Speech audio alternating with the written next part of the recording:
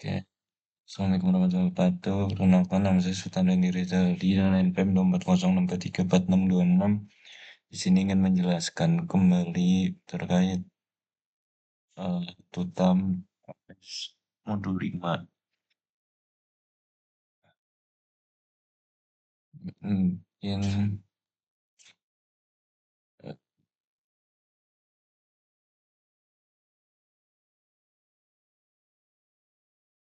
ini kan fungsi redline dan strtok dalam parsing. Nah, jadi fungsinya readline ini digunain buat ngebaca input dari user melalui terminal. Nah, kenapa kita pakai redline dibanding scanf atau fgets? Itu karena dia otomatis langsung nanganin alokasi memori buat string input.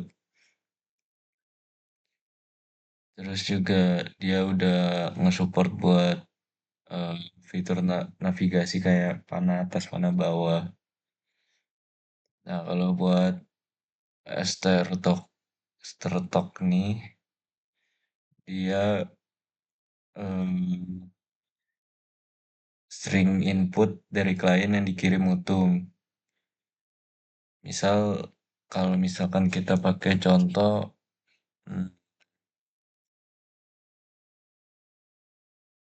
di CS, misal kayak gini, ini add 10 sama 5.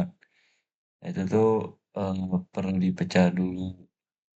Nah, fungsinya si string token ini, string tokenizer ini, dia nge-mecah string berdasarkan delimiter atau pemisah tertentu yang dalam kasus ini adalah spasi. Jadi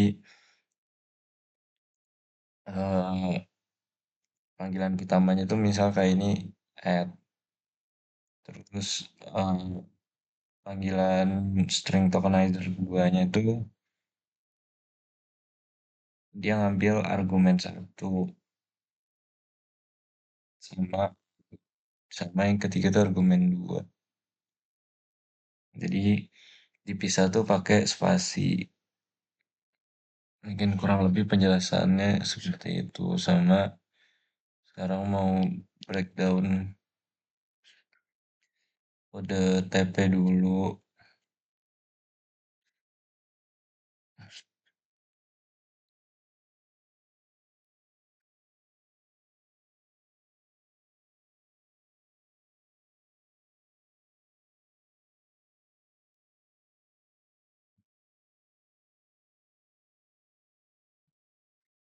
Untuk sebenarnya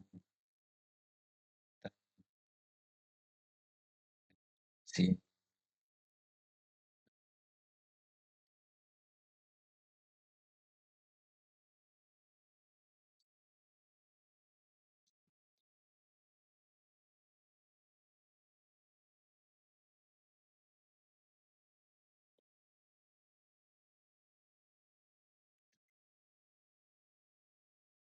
satu buat nulis.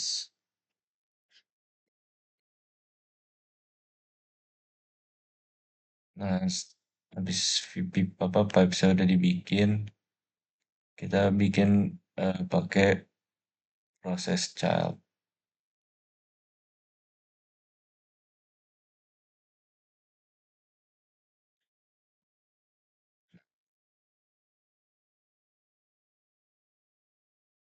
Di bagian ini itu tuh alur eh, buat parent proses. Karena parent tugas itu untuk ngirim data, dia cuma nutup ujung pipa pembaca. Tahu close FD 0 bagian ini ya. Habis itu juga parent bakalan minta input kalimat dari user pakai ini fungsi writeLine. Nah, habis itu kalimatnya bakalan dipecah pakai fungsi strtok, string tokenizer ini.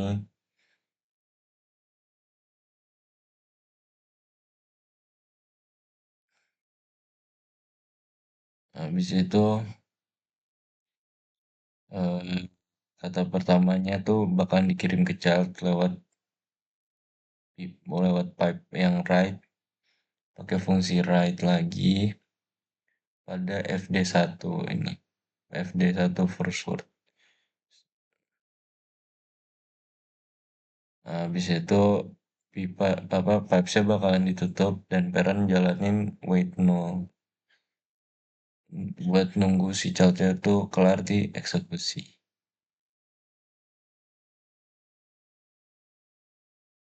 Nah, habis itu di bagian ini itu tuh child prosesnya dia tugasnya cuman sebagai penerima data. Jadi dia cuman untuk eh, close FD1 itu, close file descriptor 1. Nah, childnya tuh juga nyiapin buffer buat nampung data, lalu bakalan baca string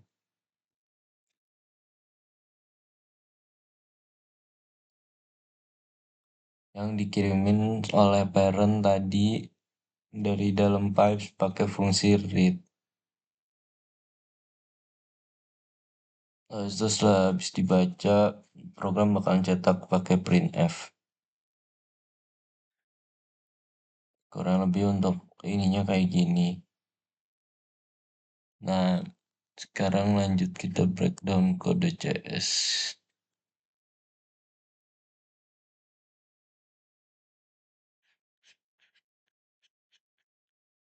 Mulai dari yang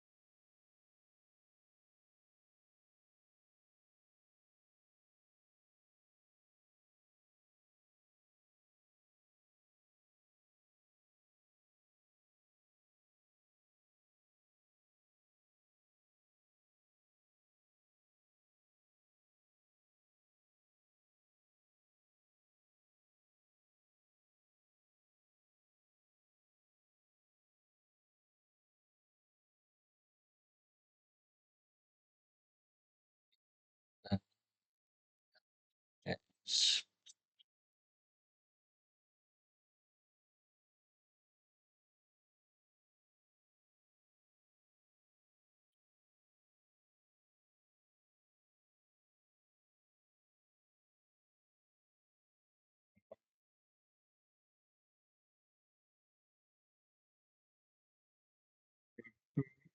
Kembali kita jadiin dua, the name server sama name client. Nah,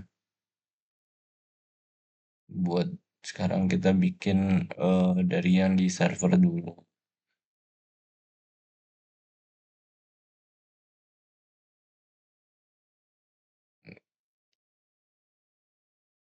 Nah, ini kan kita udah bikin ada Vivo request. Itu tuh buat nerima pesan dari klien. Habis itu yang kedua tuh Viva Response buat ngirim balasan balasan balik lah. Keduanya kita set pakai permissional 600 atau mode ini cuman boleh operasi write sama read doang.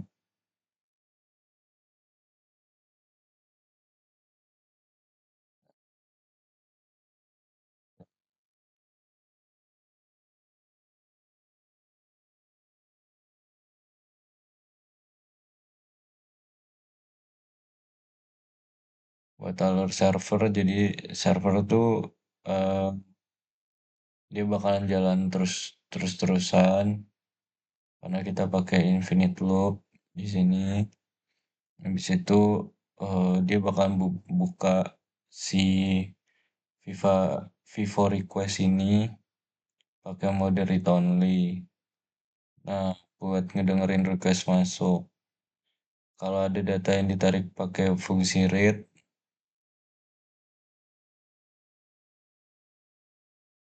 itu string string bakalan langsung diparse atau dipecah pakai fungsi string tokenizer berdasarkan spasi. Habis itu argumen angka yang masih berupa string dikonversi menjadi integer pakai fungsi strtol.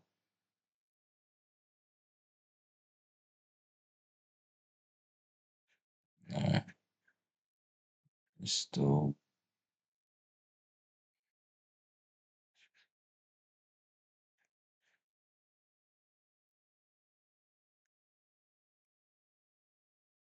habis itu buat alur eksekusi sama balasan.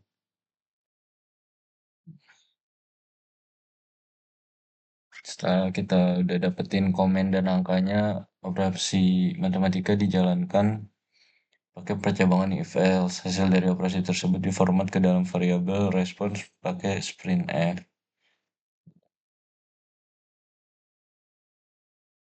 Itu langkah terakhir tuh balasan ini dikirim kembali ke klien dengan ke jalur pipes kedua yaitu Vivo Response.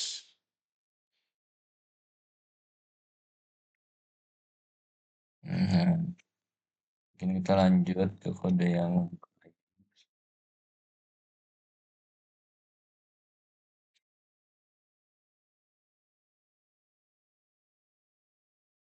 juga sebenarnya dia jalan di dalam loop. Pertama dia bakal nerima input user pakai fungsi readline. Ini habis itu pesan tersebut tuh langsung ditulis ke dalam Vivo request. Nah, dengan mode tadi ngirim, klien tuh bakalan langsung masuk ke mode listening dengan membuka Vivo response dan secara read only. Ya, habis itu dia bakalan diem nunggu balasan dari server dan ketika dibaca hasilnya langsung dicetak layar terminal menggunakan printf. Kurang lebih buat penjelasan breakdown kodenya kayak gitu. Nah, buat demo pengujian komen CS.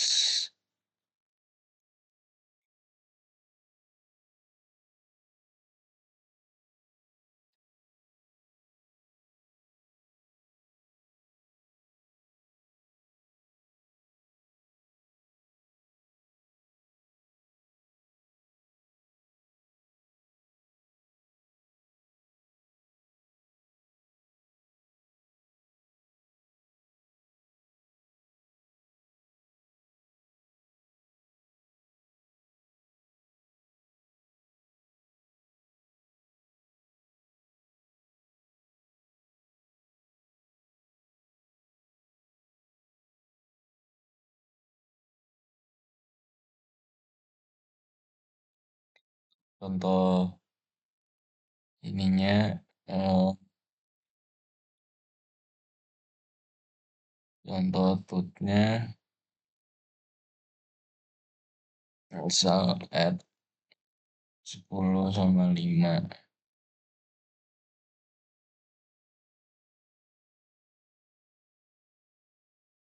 Salah di sini harusnya add 10 sama 5. Nah, jadi server langsung muncul. Habis itu misal hmm, mul 10 sama 5.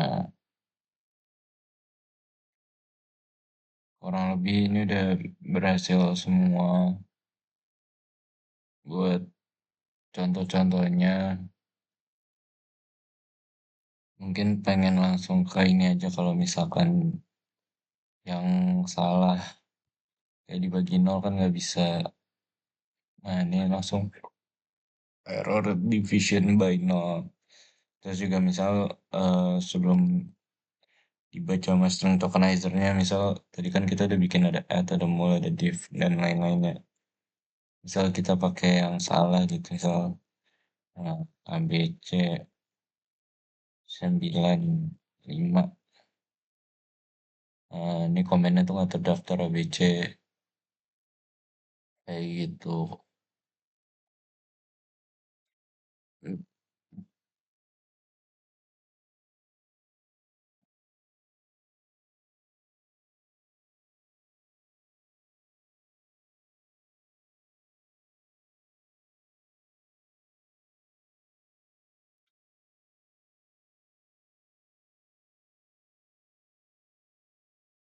Paling buat contohnya kayak gitu aja.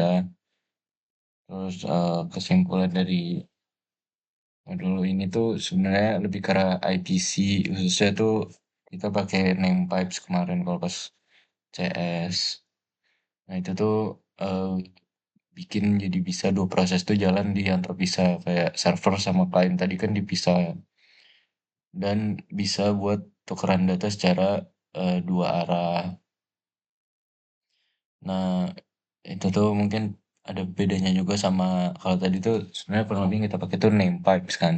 Kalau unnamed pipes tuh dia bisa digunakan oleh proses yang punya hubungan parent sama child. Nah, name pipes itu dia wujudnya tuh kayak file nyata di dalam sistem operasi. Sehingga apa saja bisa saling berkomunikasi asalkan dia tahu nama file pipe tersebut dan punya hak aksesnya. Kurang lebih kayak gitu buat penjelasan kodenya. Terima kasih.